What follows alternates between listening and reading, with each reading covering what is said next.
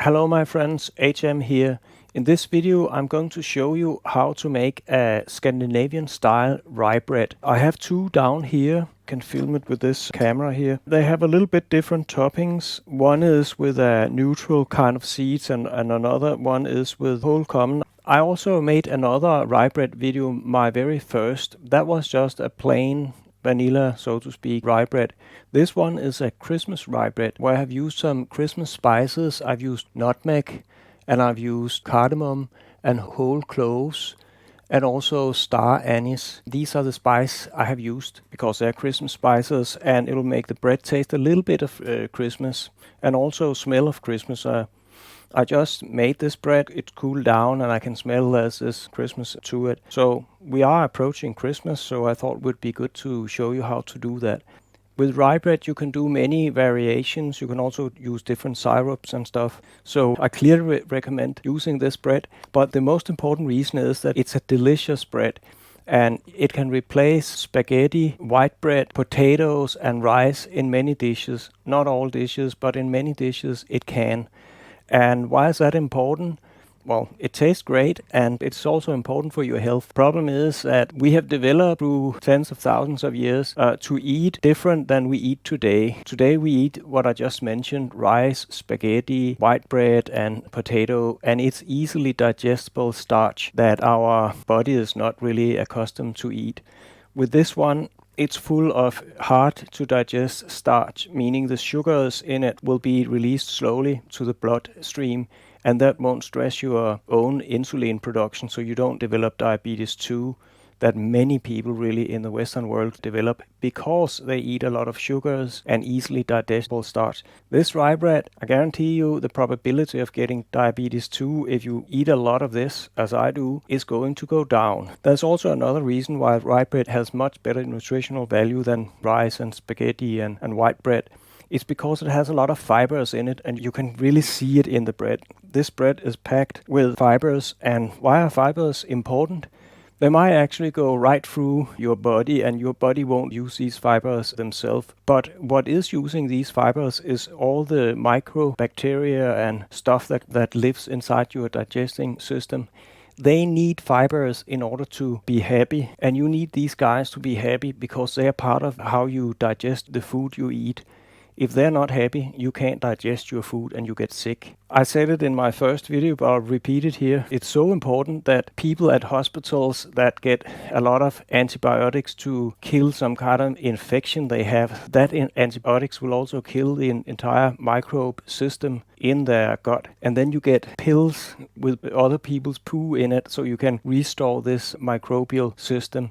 So I'm telling you, if these microbes are not in your gut system, you get sick. And this bread here will not only enrich your meals because it's delicious, but it will also increase, importantly, your health. So with that pep talk, and I'm not paid by any bread companies to say this, I'm saying it because people should know it and how to live better lives. I think that's important. So with that said, I think we should get to it. Okay, let's get started making this rye bread. I have all the ingredients I'm going to use here in the first phase. I have 1 liter of water. Then I have some sourdough from the last time I made my rye bread. And if you don't have sourdough, you just use some dry yeast, 5 grams of that. Or if you use wet yeast, this one, then you use 25 grams of that. And then once you have the finished dough, you just set a glass aside with the finished dough, and that will be your sourdough from here until you die. This sourdough is, I think it's 15, 20 years old. It has been running for 20 years straight, so it's an old one. But I have made the experiment that you can actually start a rye bread up with just ordinary yeast. And then I have some other ingredients I have for what we're going to do right now, which is just making the pre-dough. It's cut rye kernels. We need 500 grams of that. And then we have whole rye flour, this stuff here, 200 grams of that. And then I have some kernels. I have some sunflower seeds, 100 grams of that. Pumpkin seeds, 100 grams of that. And then flaxseed, also 100 grams of that. It sums up to 1 kilo of seeds and 1 kilo of liquids, 1 liter here, plus the sourdough. This rye bread is going to be a Christmas edition. So I'm going to spice it up, and it has to happen right now in this phase here. So I have some Christmas spice, I have some whole cloves, we need 15, 20 of those. And then I have a little bit of nutmeg, not tried that before, but it is part of Christmas. And then I have star anise, definitely want to have that in. I simply love it. Smells so good. 3 of those or 4 of those. And then some cardamom. I don't have much left of that. I have to buy more of it. But anyway, let's get started with this. I take my sourdough up, and as I said, you can replace that with dry yeast or wet yeast. And that sourdough goes right into the water, 1 liter of water, and about 250 grams here of sourdough, which is simply the finished dough from last time you made a rye bread. And then you put it in a glass I have done here, and then you put it in your refrigerator and forget about it. You don't have to feed it or anything like you have to do with white bread. Just get everything out of that glass and put it over here in my sink. I let it sit here in some cold water for an hour, and then it's super easy to clean. I know in other cooking channels they never show you anything about cleaning, but I think my cooking channel will be about how to do stuff, and so it also involves a little bit about how do you clean your stuff, because that's part of cooking, of course it is. So I crush it first, and then I whisk it. Just get it completely dissolved here. And you can see it forms a foam now. And that's supposed to happen. And it very much looks like the foam you get on a freshly served glass of beer. And in fact, it's the same thing. And it smells exactly like that beer foam, because many of the same ingredients really, and also the yeast and stuff, a lot of that is part of how you make beer. Oh, beer is fermented, and so is this bread here. It's also fermented.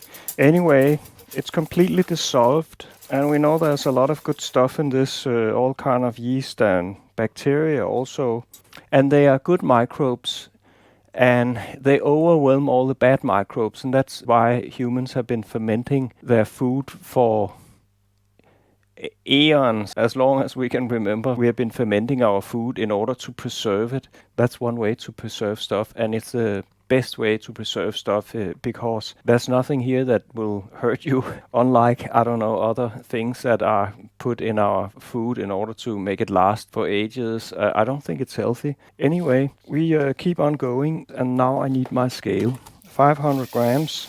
It's close enough, 530 grams.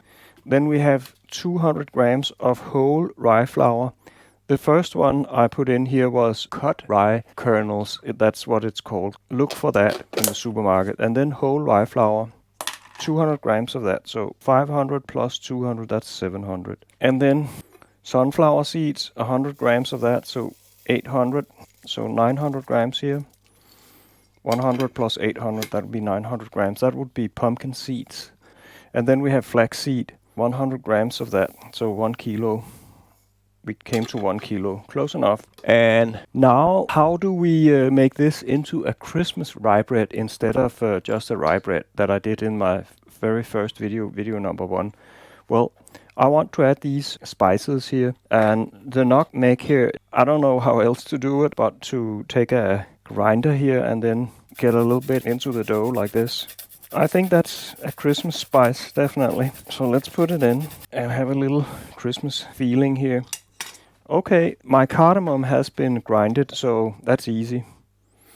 I really love that smell.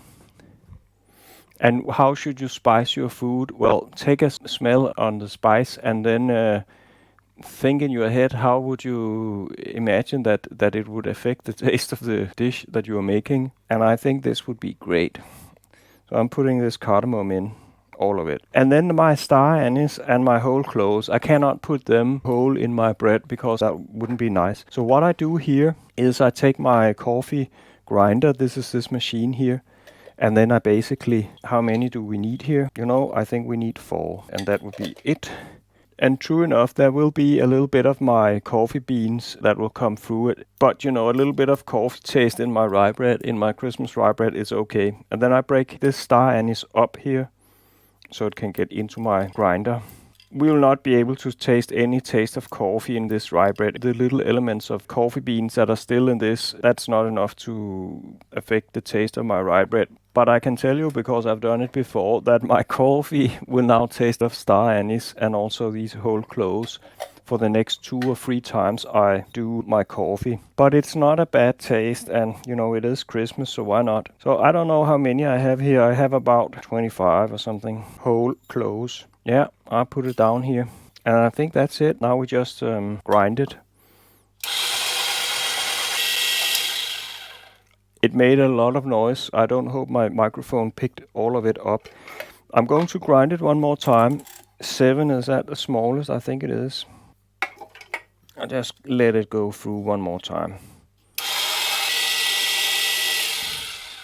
I'm going to have a little pencil here to get as much of the thing here. I think it's done. And here we got it, this spice, star anise and these cloves, and it smells wonderful. Absolutely. It's going to be great. And it will ferment overnight with the rest of the dough. But first I have to stir it around here. Okay, let's mix it. And this is just a pre-dough. It's not the finished dough for the rye bread. First you make this pre-dough and then you ferment this. Another function that is happening is that all this water will soak into all the kernels and make them soft. So you absolutely have to do this stage here, this process. You can't be skipping it and just pour all your ingredients together and then you think, okay, it'll just be fine. No, you have to do it exactly this way. First you do this, then you let it sit for 1 day to ferment and to soak up all this water. And then you finish the bread by mixing in the remaining ingredients and finishing off the dough. Cooking is very much about process and also temperature. It's almost like chemistry. Not as rigorous as chemistry, but almost. Then I have a little plastic thing that you can get for $50, less 10 cents in a baking shop on the internet. Get that. It's a great tool to scrape down stuff. Now it's a little more nice and neat here. And I have a lid. And it's not really a lid for this thing here in particular. It's just one of my standard lids for my pans, but it happens to fit this perfectly, so I don't have to use any plastic to cover this up. Now you have to keep it stored away from the light, because this is a living thing. It has to ferment. So keep it in a dark place, in the shadow, keep it overnight. If you let it ferment for another day, let's say for 2 days, then your rye bread will get more sour. If you only let it ferment for 1 day, there won't be as much acidity in it, and it will also pop more. There'll be a little more air in your rye bread. But that's it for now. I'll clap out now. Okay, we are back, and now actually 2 nights has passed, and this pre-dough here has fermented for almost 2 days. Normally I would only let it ferment for 1 day, but I was busy, and it's okay. It's perfectly fine with rye bread to let it ferment for another day. You certainly can't do that if you make white bread. There, when you start the process, you are on a clock. You have to respect the timeline, but not with rye bread. It's far more forgivable. What will happen when you let it ferment for 2 days is that the rye bread will get a little bit more sour in the taste, but that's fine. Also, I like it that it's not tasting exactly the same every time you make it, so you make some variation of the flavors. That's also what we're doing with this rye bread, with this Christmas spices, that we change the flavor of it a little bit, but it smells heavenly good of beer and Christmas spices. And you can also see that there are bubbles, there are holes that are coming up, and if we jiggle it a little bit, perhaps we can be lucky and see a bubble come through. But I can definitely smell it. It's fantastic. All we need now is to get in the final ingredients, and there are not that many. We'll start with some water, 270 grams of water we need to add, and then we need to add a little bit of spice. I have here 20 grams of salt, just ordinary salt. I know in America you are all using kosher salt. We don't really have that in Europe. It's just a tradition that you have in America that you are all using this kosher salt. Here in Europe we just use salt. I guarantee you it's 99.99999% exactly the same thing. So just use salt. Any salt will do. We have another spice here. That would be dark malted syrup. You also need 20 grams of that on the scale down here. 19 grams, that's close enough. And if you don't have this dark malted syrup, then use another dark syrup. Or, you know what, if you want apple syrup. This is an apple syrup. Use that. The dark malted syrup is the more traditional one that you would put in a Scandinavian style rye bread. And it will also give the rye bread here a dark color that looks good. Of course, if you put an apple syrup in, it won't get that dark color. But anyway, it probably will, because there's another ingredient here that will also color the bread. It's dark malted rye flour. That flour here has to go through a sieve, and we also need 20 grams of that. You can see it's a little bit clumpy and kind of sticks together, so we have to get these clumps out. And then we basically press this through so we don't have any clumps in it, then it will mix easier. But you do need to get these clumps out. Then we only have one more ingredient, and that would be the whole rye flour. We need a lot of that now. We need 666 grams of that. Oops, let me put a 0 to the scale here. Getting close. That's fine. Now it's mixed. All the ingredients here has been mixed. Okay, we put this one into the stand mixer. And then you would need to have this for mixing it. The dough hook will not mix it. You need this one for rye bread dough. And start with the lever here down if you have this machine, and at the lowest possible speed in order not to have your entire kitchen covered in flour if you started at a high speed. So lowest possible speed, and just let it do this thing until you can't see the flour anymore, and then you can pull the lever up and finish the mixing. Okay, let me get the next thing ready. That would be these two forms. They have to be greased. I'm just using olive oil here. Just a little bit. And then I use my fingers, because fingers is a super good tool for so many things. In the kitchen you should just use them. Don't need to use I could use this, of course, if you are afraid of getting oil on your fingers. But it's also good for your skin to have a little oil here on your fingers, so you're doing double duty by doing it this way. Just get all the sides here greased up, and the bottom, of course. Let's take a look at this. Now you can see the flour is completely mixed in. Then we can lift this up to get the final mix done. And it looks like it's falling out. Every single time I wonder why it's not falling out, but it's never fallen out. Maybe it will now. It looks very dangerous. And it smells wonderfully. I can smell it, the dough here. It smells so wonderfully of all these flavors. The Christmas spice, the beer smell. So now I actually think it's mixed. Let me take a spoon.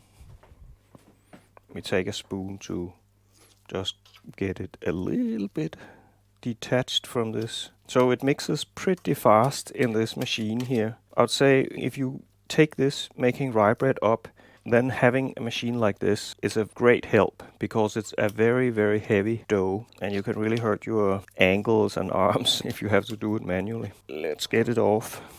Let's get it over here. What you don't liberate will actually go to waste, so I try to do my best to not waste anything. But it's very sticky dough. I think we can't do it much better now.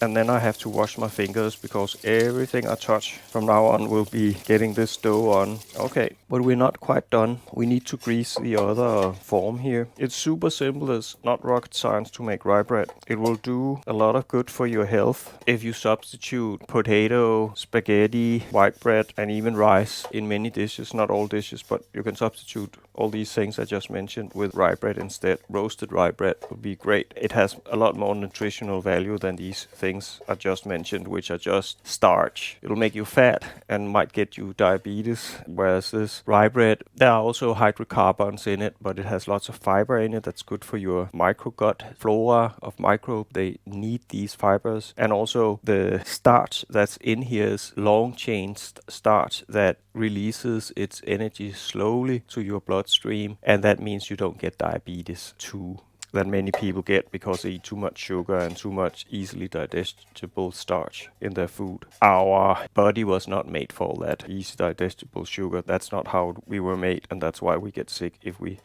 have a diet like that. Okay, now these forms are greased, but before I put the dough into the forms, I take my glass here where I had my sourdough in from last time, and then I'm going to create a new glass of sourdough. And we do that by taking this finished dough here and basically take 250 grams of it aside in this jar, and that will be our sourdough. And you can keep that sourdough in your refrigerator, at the bottom of your refrigerator where it's coldest, and forget about it. You don't have to feed it, you don't have to do anything. It can sit there for at least 2 weeks without any problem, or just until next time you want to make another rye bread. And if it goes longer between you making a rye bread, let's say you're on a holiday or something, then just put it in the freezer and they can stay there freezer forever, and then take it up when you need to make a rye bread.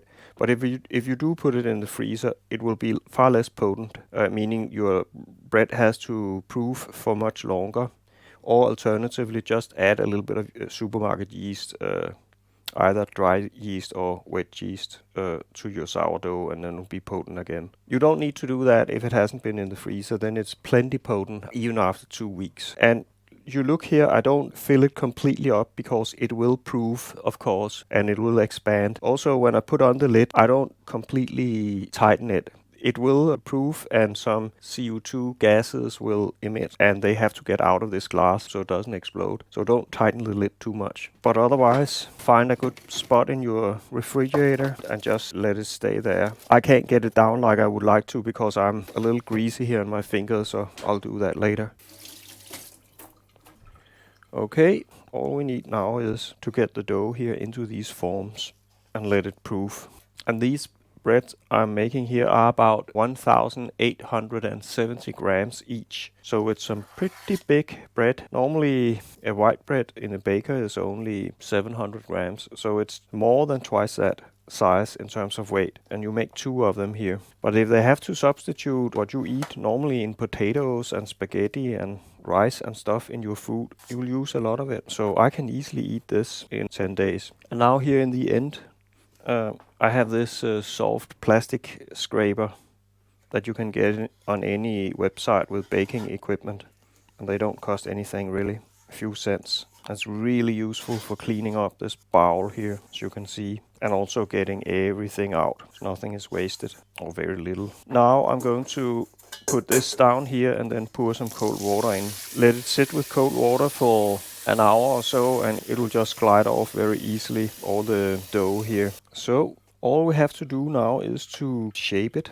and also I think I'm going to weigh it just to see that there's an equal amount of dough in each. 1800, we need a little more. 1872 and 1860. Now there's an equal amount of dough in each. So now what we do is that we push the dough down in the form here so there are no air pockets below. I've done this hundreds of times and I've never had an air pocket below after I have baked my bread. So don't worry too much about it, it will be fine. And just do like this to get a nice clean surface. And it doesn't need to be completely leveled. You know, after all, this is a homemade bread. It's okay if not perfect. It's not an industrial bread. So we do the same thing here. You can see this dough is super heavy duty. It's also a little bit cold here in my kitchen. That means the dough will be more heavy. It's 17.5 degrees Celsius. 63 degrees Fahrenheit. It's a little bit cold. That's why I have my, what is it called? My hat on. Denmark we call it a hue,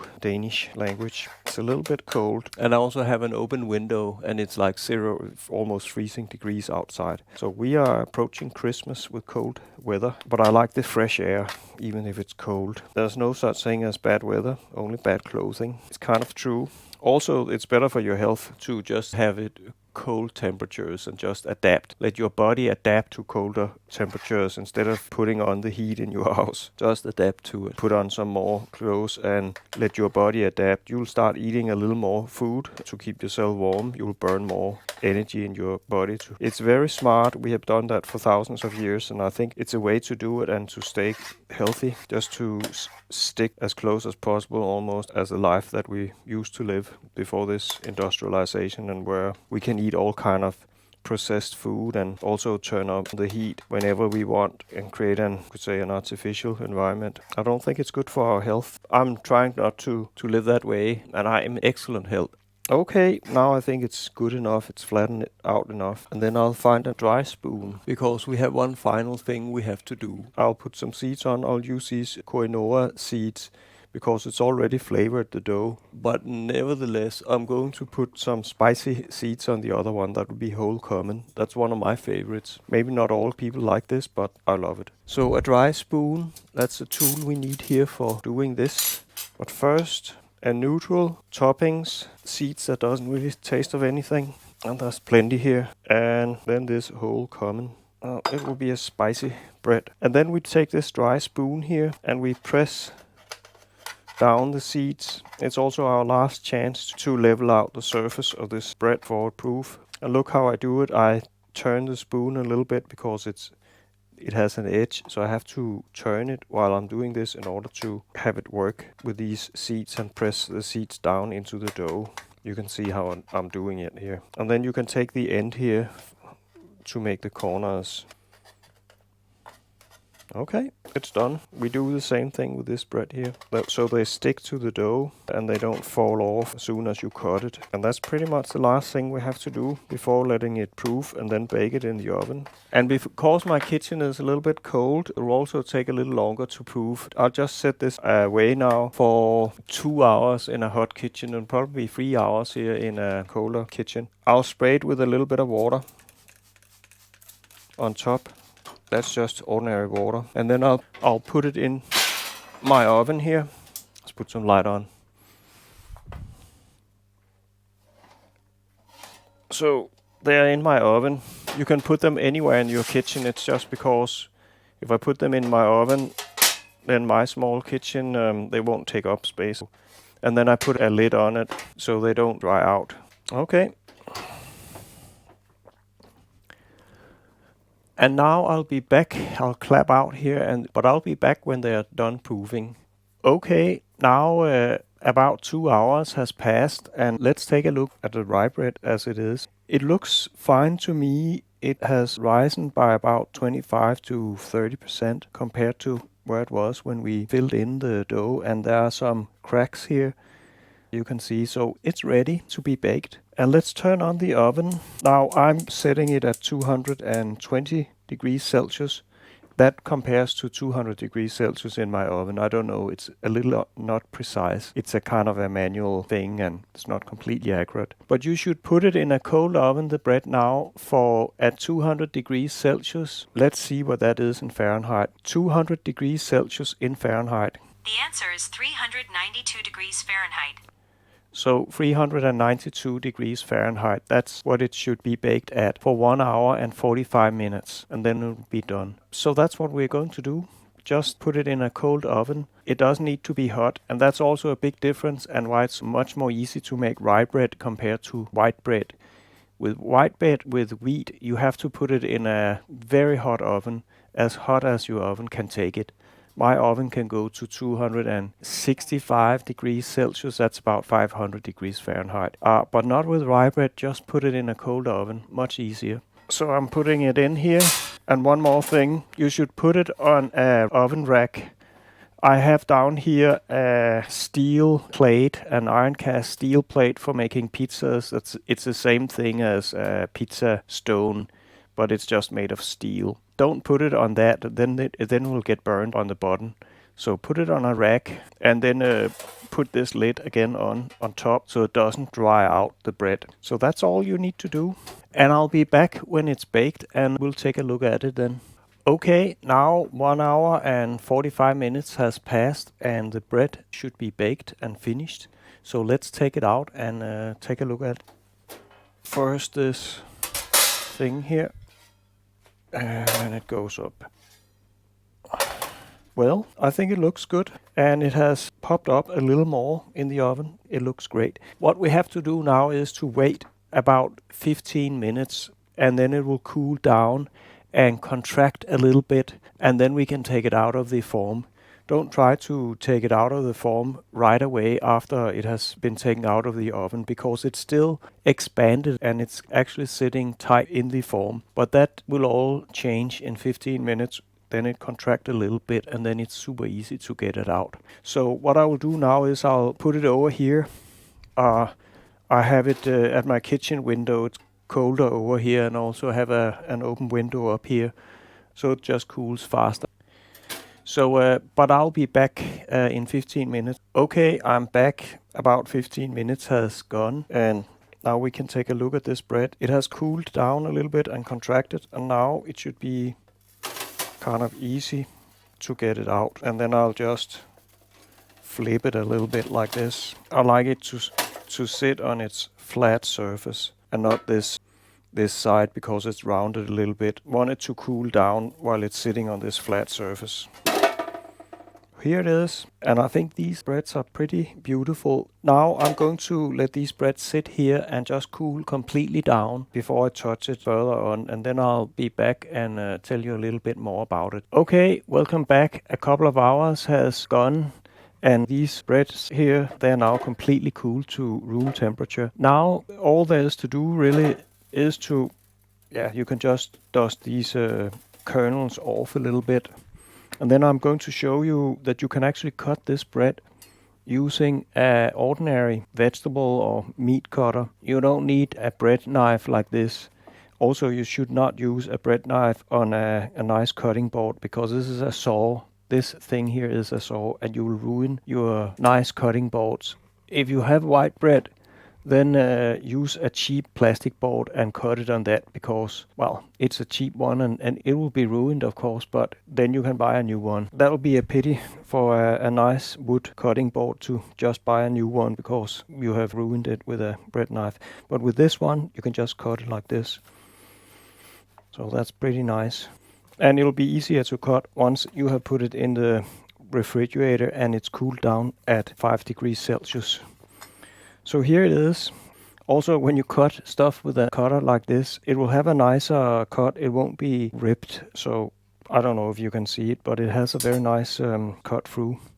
And if you take a smell of it, now I can smell, of course, it smells of rye bread, but it also smells of these Christmas spices that we put in it. So this is clearly a Christmas spice to get in a good Christmas mood. And now, how do you store this bread once it's made? Well, what I find easiest is simply to take a plastic bag that's big enough to take the entire bread inside of it. And my garbage bags here, well, they're big enough. And then just put it down here. And you can close it, and then you put it in the refrigerator. That's how you store it. Take it out, cut what you need, and into the refrigerator again. And you can store that for up to 2 weeks, no problem, in the refrigerator. With white bread, the bread basically gets boring almost a day after. With this one, pretty much the same, whether it's a couple of days older in the refrigerator or not. So it's much easier to keep. But otherwise, this will conclude my video. All there is to say that I wish you a happy and fulfilling life in freedom and democracy. So goodbye, and also please subscribe to my channel and give it a like if you thought it was a good video. And most importantly, start doing some rye breads yourself. It's good for you. You would love it. I'm sure of it. So thank you very much. Goodbye.